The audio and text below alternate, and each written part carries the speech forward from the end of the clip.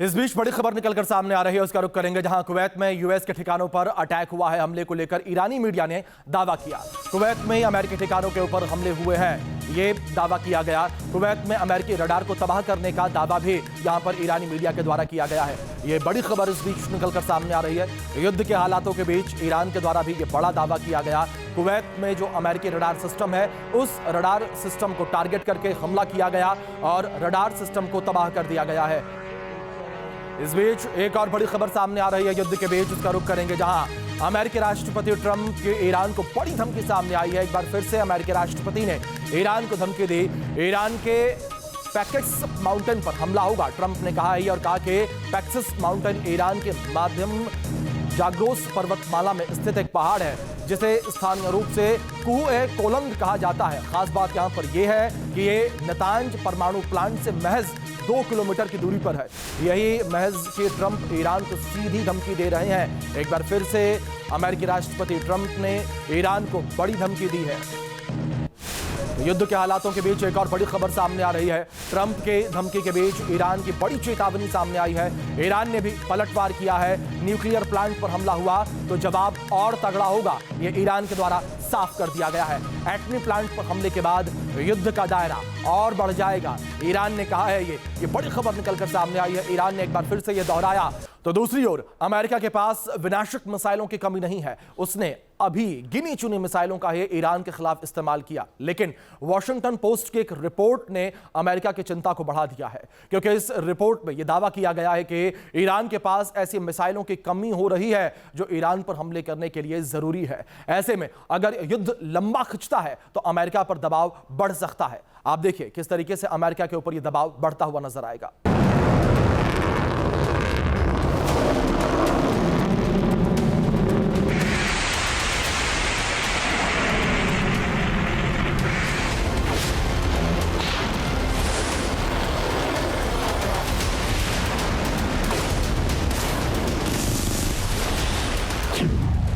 Minuteman 3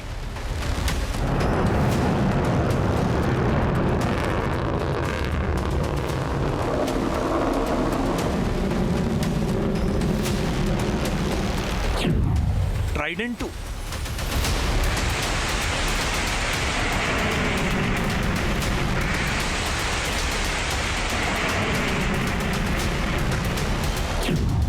Tomahawk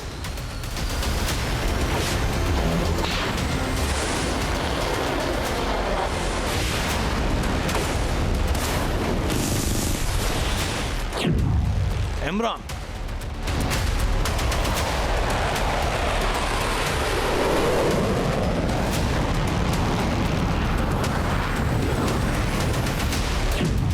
Sidewinder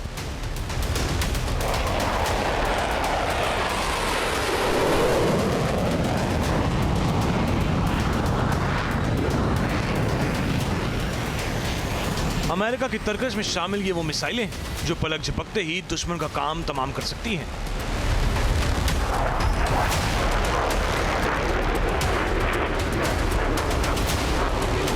ये America की वो शक्तिशाली मिसाइलें हैं जिनका एक धमाका दुश्मन को ध्वस्त कर सकता है।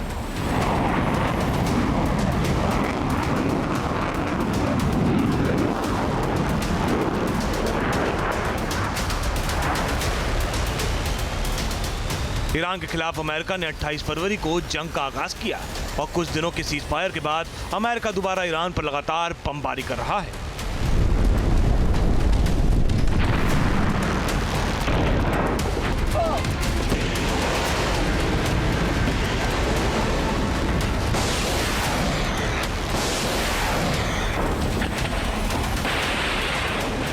ईरान को अपनी शर्तों पर राजी करने के लिए अमेरिका ने फिर युद्ध छेड़ दिया है। चुन चुन कर ईरान के खास ठिकानों को टारगेट कर रहा है। अपनी बारूदी ताकत के दम पर IRGC को निशाना बना रहा है। बंदर Abbas, सिरिक, Qeshm, Chabahar, Konark, Khomein, Siraj और इस्फहान समेत कई इलाकों में अमेरिकी सेंट्रल कमांड बमबारी कर रही है। लेकिन ये अमेरिका का सिर्फ ट्रेलर है, क्योंकि आने वाले दिनों में ईरान पर और विनाशक हथियारों के साथ अमेरिका अटैक कर सकता है।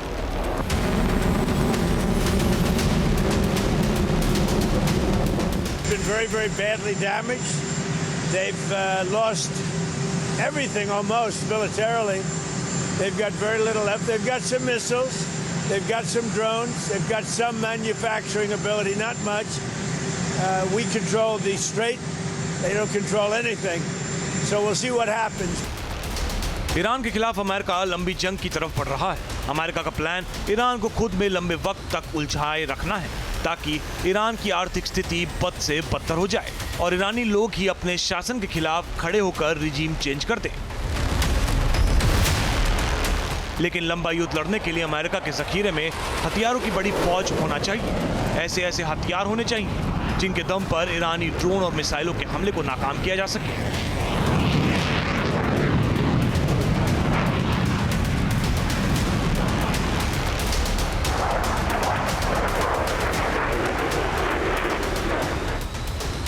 क्योंकि अमेरिकी मीडिया वॉशिंगटन पोस्ट के जरिए जो रिपोर्ट सामने आई है उसने अमेरिका के लिए खतरे की घंटी बजा दी है। वॉशिंगटन पोस्ट के मुताबिक ईरान के साथ बड़े पैमाने पर जंग के लिए अमेरिका के पास मिसाइलों का स्टॉक कम हो गया है। चिंता की बात यह है कि लंबे समय तक सुरक्षित ऑपरेशन चलाने के लिए अमेरिका के स्टॉक में जरूरत के मुताबिक मिसाइलें नहीं हैं। विशेष रूप से हवा में मार करने वाली एडवांस मिसाइलों और एयर डिफेंस इंटरसेप्टरों की भारी कमी देखी जा रही है।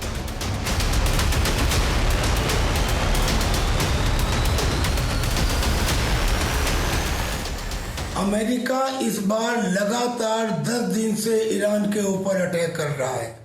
उसकी कोस्टल बैटरीज के ऊपर और सदर्न ईरान में जितने उसके पोर्ट हैं, बंदर अब्बास हो या कोनार्क हो या चाबहार हो या सिरीक हो, और जितने उसके आइलैंड हैं स्ट्रेट ऑफ हॉर्मुज में, चाहे केशम आइलैंड हो या उसमें अबू मूसा आइलैंड हो, तुम आइलैंड हो और खर्ग आइलैंड हो, यानी कि इन सब द्वीपों के ऊपर जो कम्युनिकेशन सेंटर और रडार्स हैं उनको तबाह किया जा रहा है। ईरान से लंबा युद्ध लड़ने के लिए अमेरिका को ऐसे हथियार चाहिए जो दूर से IRGC के ठिकानों को निशाना बना सके। खास तौर पर ऐसी मिसाइलें चाहिए जिनके दम पर तेहरान को तबाही की तस्वीर दिखाकर घुटनों पर ला सके। लेकिन ईरान के खिलाफ लड़ाई के कारण अमेरिका का मिसाइल भंडार लगातार खाली हो रहा है और नई मिसाइल बनाने में काफी वक्त लग रहा है।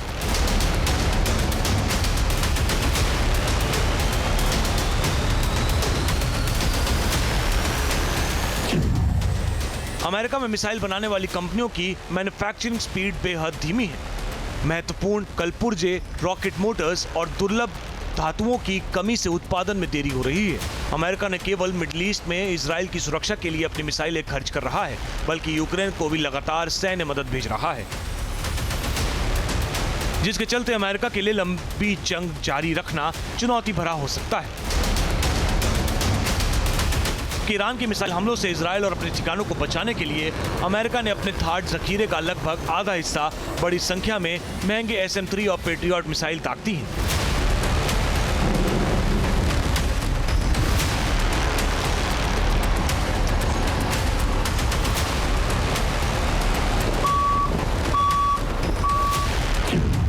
परेशानी ये है कि अमेरिका रक्षा कंपनियां हर महीने केवल 15 से 20 पेट्रियट और टॉमहॉक मिसाइल ही बना पा रही हैं। विशेषज्ञों का मानना है कि पहले जहां स्टॉक दोबारा हासिल करने में 2 से 5 साल तक का समय लग सकता था।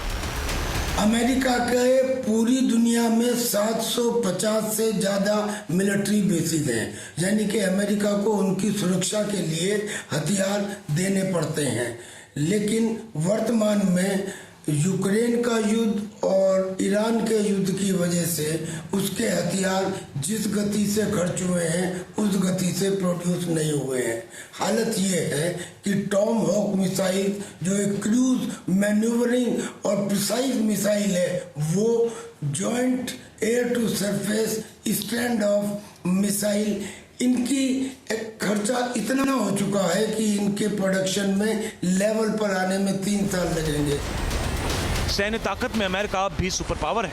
अमेरिका के पास भले ही मिसाइलों का स्टॉक कम हुआ हो, लेकिन अमेरिकी नौसेना और वायुसेना की तरकश में कई ऐसे विनाशकारी हथियार हैं जिनके दम पर वो ईरान का काम तमाम कर सकता है।